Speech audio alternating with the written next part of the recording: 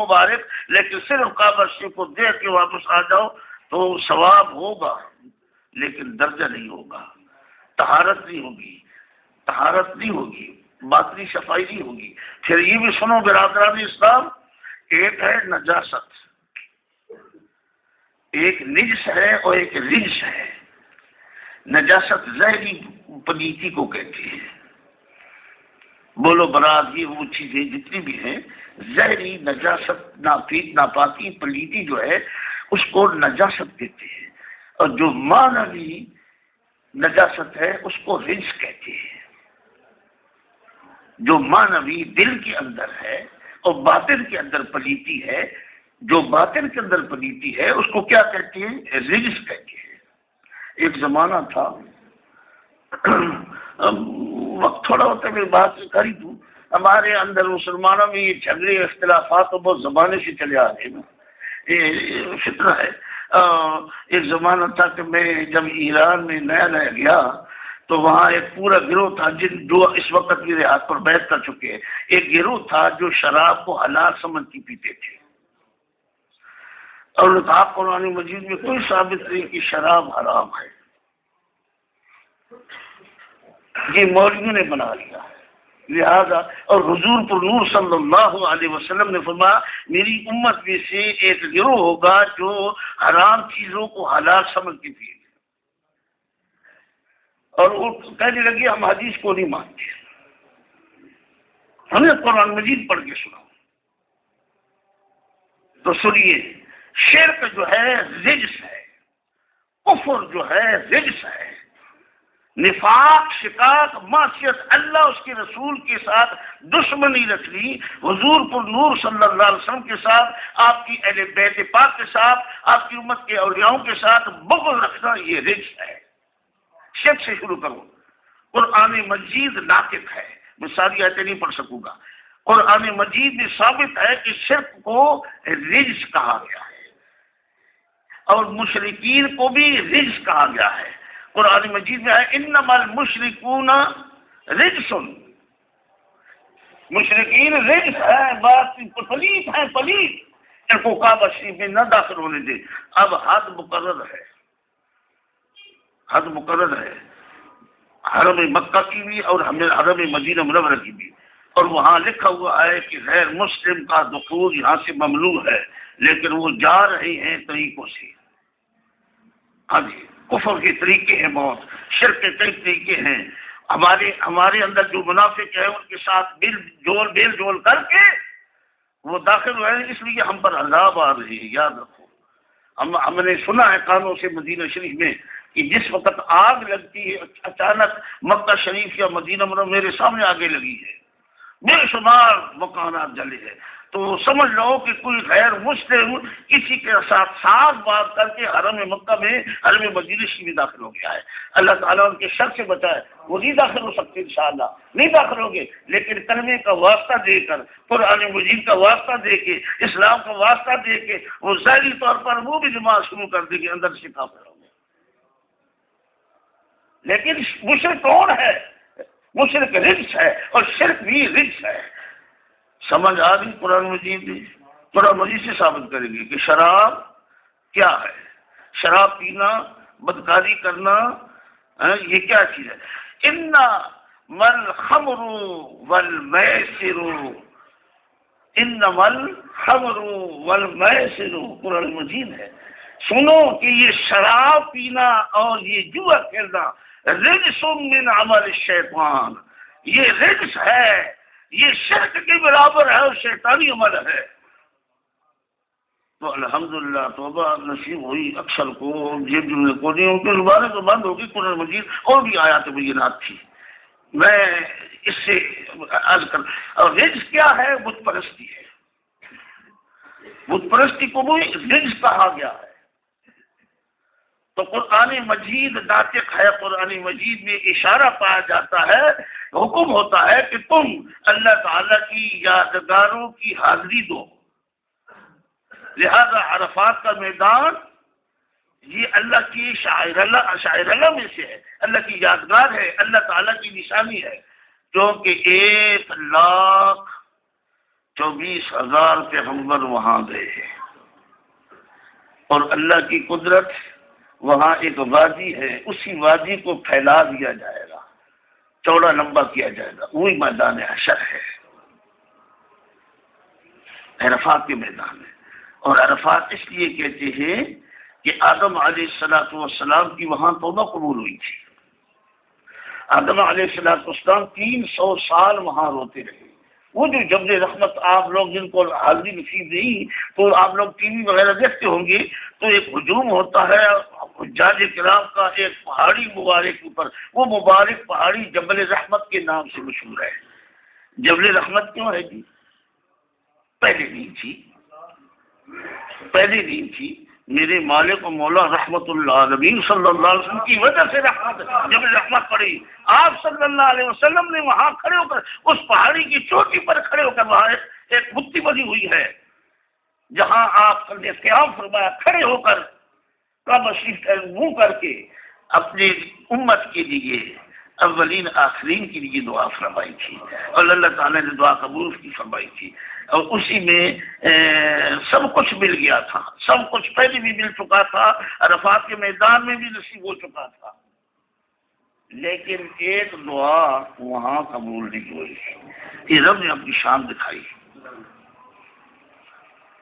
میرا ایمان یہ ہے کہ سید کائنات علیہ السلام کے قلب اطہر پر جو بات آئی ہے وہ آتی تو اللہ کی طرف سے جو آئی ہے، اور آپ نے طلب کی ہے، سب کچھ حضور کو دنیا ہی میں اللہ نے عطا کر دیا تھا، جی سب کچھ دنیا میں عطا کر دیا تھا۔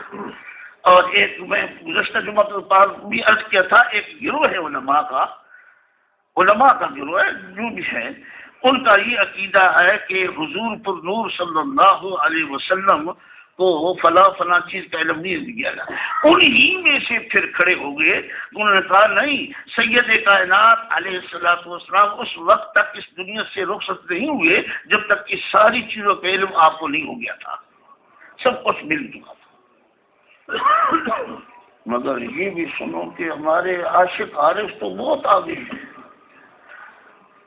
اور سیدی امام شرف الدین بوصیری شاذلی، آپ صرف شاذلی ہے، سرکار سیوطی رحمہ اللہ شاذلی بھی ہے، قادری بھی ہے،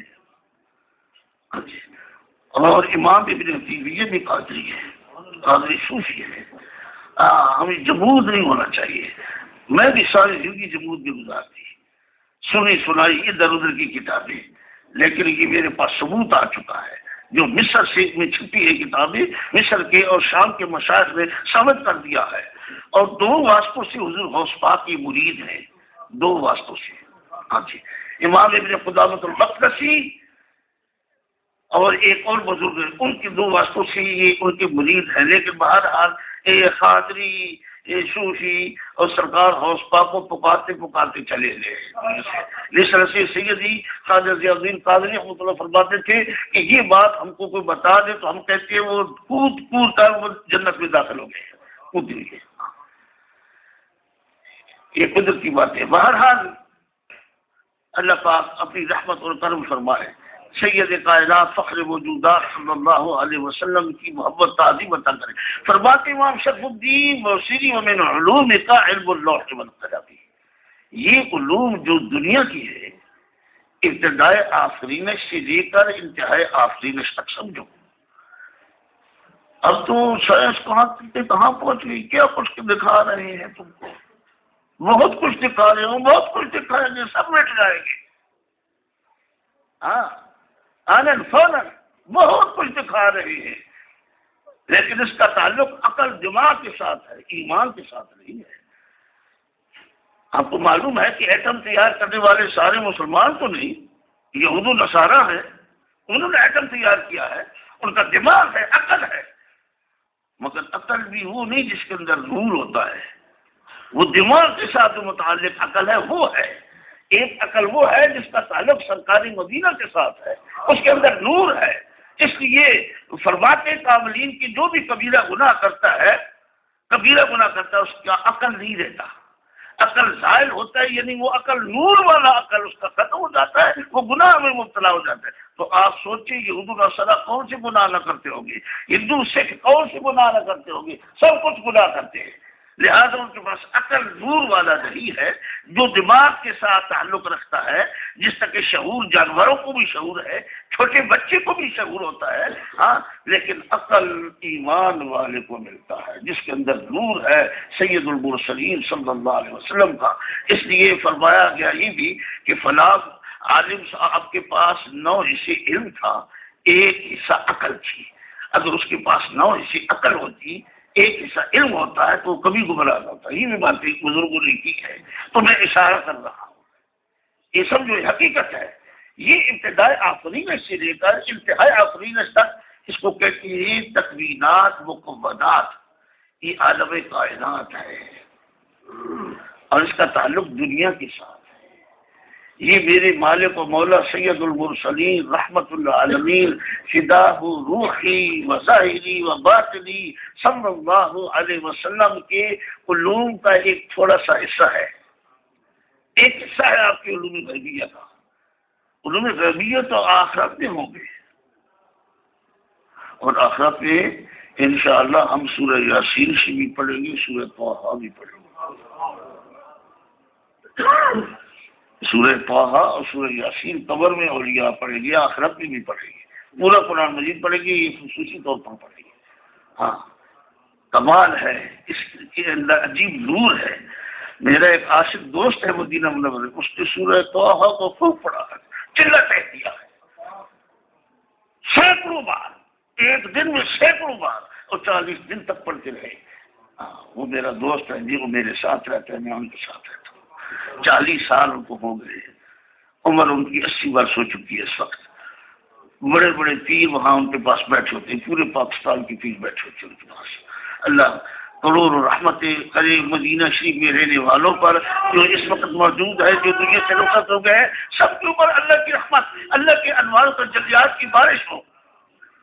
جی عرض کر رہا تھا کہ حضور فرماتے ہیں من علوم کا علم اللوح والقلم، لوح محفوظ اور قلم کا علم، یا حبیب اللہ صلی اللہ علیہ وسلم آپ کے علوم میں سے آپ کا علوم کا ایک حصہ ہے، لیکن علوم آخرت کی انتہا نہیں ہے۔ علوم آخرت کب سے شروع ہوگی؟ جب دوبارہ انسان زندہ ہوگی، ہر چیز زندہ ہوگی، اللہ تعالیٰ جنتیوں کو جنت میں داخل کرے گا، دوزخیوں کو دوزخ میں، اور بے شمار دوزخیوں کو حضور کی شفاعت سے باہر نکالے گا، اور ان میں وہ دوزخی ہوں گے جو آدم علیہ السلام سے لے کر حضور کے زمانے تک جو دوزخی ہوں گے، بعد ان کی شفاعت سرکار مدینہ کریں گے، کوئی پیغمبر نہیں کر سکے گا۔ صرف سرکار مدینہ کی جو شفاعت مبارک ہے، میں اپنی تصریح کر رہا، آپ کی خصوصی شفاعت جو ہے ان میں ایک حصہ یہ شفاعت کا کہ آپ صلی اللہ علیہ وسلم سابقہ میں بعض کفار یا گناہگار یا بدکار یا منافق جو دوزخ میں جائیں گے ان کی شفاعت کر کے جنت میں، یہ خصائص صرف سرکار مدینہ سے ہے، نہ کسی پیغمبر کے ہے، نہ کسی فرشتے کے ہے، نہ کسی ولی کے ہے، نہ سمجھ گئے۔ ہم معصوم بچے بھی تو شفاعت کر سکتے ہیں نا، لیکن میرے مالک و مولا اللہ پاک حضور پر نور کی شفاعت نصیب کرے مجھے بھی اور آپ کو بھی، آپ کی محبت نصیب کرے مجھے بھی اور آپ کو، آپ کی تعظیم ہمارے دل میں اللہ تعالیٰ نازل فرما دے، آپ کے دل میں بھی میرے دل میں بھی تمام۔ لہذا سید کائنات فخر موجودات صلی اللہ علیہ وسلم جبل رحمت پر گئے تو اس پہاڑی مبارک کا نام جبل رحمت پڑ گیا۔ اس جبل رحمت کے کونے میں نیچے بیٹھ کر سیدنا آدم علیہ السلام ریت ڈالتی ہے، جو 2 رکعت نفل پڑھنا بیٹھ کے زیادہ ثواب ہے، یہ سیدنا آدم علیہ السلام کی سنت ہے۔ ہاں جی، بیٹھ کے جو نفل پڑے جاتے ہیں، کیوں کہ آدم علیہ السلام بڑے نہ ہو گئے تھے، اور قرآن مجید موجود ہے، قرآن مجید میں اب آیت نہیں پڑھ سکتا، قرآن مجید میں موجود ہے کہ جس وقت لغزش ہو گئی، اللہ فرماتا ہے، یہ بھی فرماتے ہیں کہ بھول گئے لیکن ہم نے ان کا عزم نہیں پایا، ارادہ نہیں دیکھا۔ ارادے سے جو کام ہو وہ غلط ہے، اللہ میرے آپ کے ارادے پاک کر دے، جو حاجی گئے ہیں اللہ ان کے ارادے اور دل کو پاک کر دے، اور نور بھر کے اپنے دل میں واپس آئے۔ اور دل کے بغیر دل دماغ غائب اور طواف ہو رہا ہے۔ طواف تو میں نے آپ کو بتایا کہ سانپ نے بھی کیا، وہ جن تھا، جن سانپ کی صورت اختیار کرتا ہے اور بلی کی صورت بھی اختیار کرتا ہے۔ اکثر بلیاں جو ہے جن ہوتے ہیں اور کتے کی صورت بھی اختیار کرتا ہے، لیکن ولیوں کے پاس جن کی صورت جب جن آتا ہے صورت بدل کے سانپ اژدہا کی صورت اختیار کرتا ہے۔ وہ اژدہا تھا۔ سیدنا عبداللہ بن عمر نے فرمایا کہ تمہارا طواف پورا ہو گیا ہے، ساتواں چکر جب پوری تو فرمایا تمہارا طواف پورا ہو گیا ہے، کچھ مسلمان تم سے ڈر رہی ہے، اب غائب ہونے کی فکر کر۔ یہ فرماتے گئے تو آسمان کی طرف اڑ گئے، غائب ہو گئے، اور اسی طرح مدینہ میں رہے۔ تو اس لیے حضور پر نور صلی اللہ علیہ وسلم نے فرمایا کہ جو جن یہاں مدینہ شریف میں مجھ سے اجازت لے کے ٹھہر گئے ہیں اور گھر میں موجود ہے، انہوں نے مجھ سے اجازت لی، اور وہ اگر ظاہر ہوں گے دوسری شکل میں تو اکثر ان کی دوسری شکل جو ہے کہ تو ان کی اصلی شکل ہے نا، اصلی شکل میں تو نظر نہیں آتی نا، وہ خاص لوگ ہی سمجھتے ہیں نا، اصلی صورت میں نہیں آتے، اصلی صورت ان کی جو خاص لوگ ہیں ان کے سامنے آتے ہیں، لیکن دوسری شکل اختیار کریں گے تو سانپ کی شکل لہٰذا تو سید کائنات صلی اللہ علیہ وسلم کے جسمانی باپ، روحانی نہیں۔ مسلمان بنو بھائی، مسلمان بنو۔ آدم علیہ السلام جسمانی باپ ہے میرے مالک و مولا علیہ السلام کی، روحانی باپ خود سرکار مدینہ ہے۔ آدم علیہ السلام کے بعد روحانی محمد رسول اللہ ہے، ہاں جی صلی اللہ علیہ وسلم۔ آدم علیہ السلام جی آپ نے سنا علماء سے، اور میں خطبے میں پڑھتا ہوں، ہر خطبے میں پہلے خطبے میں پڑھتا ہوں، اور اس میں یہ ہے کہ وہ آدم بین الماء والطین، یہ حدیث بھی وارد ہے لیکن یہ ضعیف ہے۔ آدم بین الروح والجسد، یہ حدیث صحیح ہے۔ آیا خلسی میں یہ حدیث پاک ہے میں جو پڑھتا ہوں کہ جس وقت حضور تو نور صلی اللہ علیہ وسلم اس وقت خاتم النبیین تھے اللہ کی بارگاہ میں، آدم علیہ السلام کا جسم مبارک ابھی روح اور جسم کے درمیان تھا، روح جسم میں نہیں ڈالا گیا تھا۔ آدم علیہ السلام وہاں پر روتے رہے، ٹائم ہونے والا ہے، روتے رہے 300 سال تک، اور جب جنت میں بھول گئے تو ننگے ہو گئے، اور قرآن مجید میں ہے کہ جنت کے پتے آپ جسم کے اوپر ڈالتے تھے، لباس کی جگہ پتے ڈالتے تھے، اور وہاں بیٹھ کر آپ نے ریت میں گڑھا کھود کر اس میں بیٹھ کر ریت چاروں طرف لگا کر نفل بیٹھ کر اشارے میں پڑھے، تو اس لیے بیٹھ کے ہم نفل پڑھتے ہیں۔ یہ حضرت آدم علیہ السلام کی سنت ہے، ساری پیغمبروں کی سنت ہے، سارا حج ہی، اب ٹائم نہیں، 2 گھنٹے بھی لگ جائے تو نہیں ختم ہو سکتا، لیکن میں تھوڑا سا اتنی بتا دیتا ہوں۔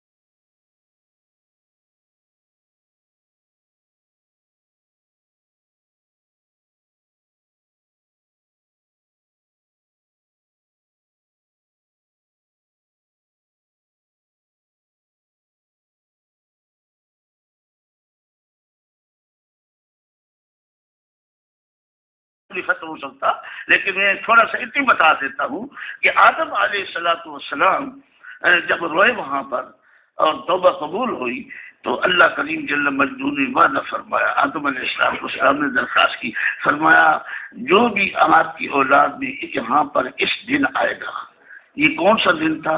9 ذی الحج کے مطابق تھا، 9 ذی الحج مبارک کے مطابق، 9 ذی الحج یہ اسماء مہینوں کے نام یہ تو سرکار مدینہ صلی اللہ علیہ وسلم کے زمانے میں شروع ہوئے نا. یہ اسلامی مہینے جو ہے یہ تو میرے مالک و مولا علیہ السلام کے زمانے میں شروع ہے.